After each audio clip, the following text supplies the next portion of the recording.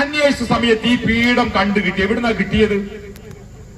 ഈ കാട്ടുകള്ളനായ ഉണ്ണികൃഷ്ണൻ പോറ്റിയുടെ സഹോദരിയുടെ വീട്ടിൽ ആ പീഠം കിട്ടിയപ്പോ ഈ പോറ്റി പറഞ്ഞത് എന്താ? ഇതെന്നാ അവിടെ കൊട്ട വെച്ചതെന്ന് ഞാൻ ഓർമ്മിക്കുന്നില്ല. സ്വർണ്ണപ്പീഠമാണ്. ആ സ്വർണ്ണപ്പീഠം സഹോദരിയുടെ വീട്ടിൽ എന്ന് കൊണ്ടുവച്ചു എന്ന് പോറ്റി ഓർമ്മിക്കുന്നില്ല പോലും. അപ്പൊ ഇതിനകത്ത് ചില ക്രൈം നടന്നിട്ടുണ്ട് എന്ന പൊതു അന്തരീക്ഷം ഉയർന്നു വന്നു. ആ ഉയർന്നു വന്നതിന്റെ ഭാഗമായി കേരളത്തിലെ ഇടതുപക്ഷ ജനാധിപത്യ മുന്നണി തീരുമാനിച്ചു, ഇത് നിസ്സാരമല്ല, ഇതിനകത്ത് ചില വിഷയങ്ങളുണ്ട്, അതുകൊണ്ട് ഗൗരവത്തിൽ ഈ കാര്യം അന്വേഷിക്കണം. സംസ്ഥാന സർക്കാരിന്റെ നേതൃത്വത്തിൽ അന്വേഷിക്കേണ്ട, ഹൈക്കോടതിയുടെ നേതൃത്വത്തിൽ അന്വേഷിക്കണം. ഹൈക്കോടതിയിലേക്ക് ഈ കേസ് റെഫർ ചെയ്തു കൊടുത്തു. ഹൈക്കോടതിയാണ് പിന്നീട് ഈ കേസിനകത്ത് ആരെല്ലാം ഉദ്യോഗസ്ഥർ ഈ സ്ക്വാഡിൽ ഉണ്ടാവണം എന്ന് തീരുമാനിച്ചത്. അതിന്റെ പേരാണ് SIT. SIT എന്ന് പറഞ്ഞാൽ സ്പെഷ്യൽ ഇൻവെസ്റ്റിഗേഷൻ ടീം എന്നാണ്. ഇതിനെ തെരഞ്ഞെടുത്തതാരാ? ഹൈക്കോടതിയാണ്.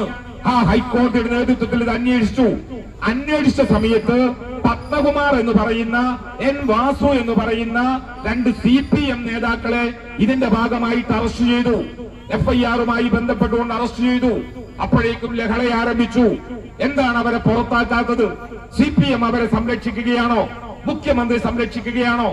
MP ഗോവിന്ദൻ മാസ്റ്റർ അതിന് മറുപടി പറഞ്ഞു. നമ്മൾ പറഞ്ഞ മറുപടി എന്താ? N വാസുവും പത്മകുമാറും എന്തു തെറ്റു ചെയ്തു എന്നിപ്പോഴും വ്യക്തമായിട്ടില്ല.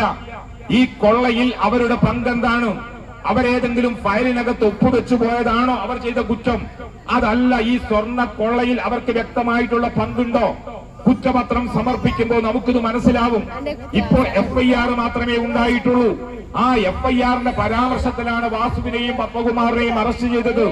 അതുകൊണ്ട് കേസ് അന്വേഷണം നടക്കട്ടെ, ഹൈക്കോടതിയുടെ നേതൃത്വത്തിൽ നടക്കട്ടെ. ആ അന്വേഷണം നടത്തൂ.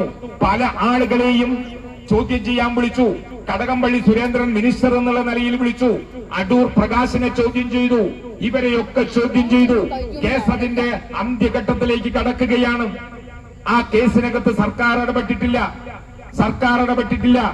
ഇങ്ങനെയാണ് ആ കേസുമായി ബന്ധപ്പെട്ടുകൊണ്ടുള്ള നാൾ വഴികൾ.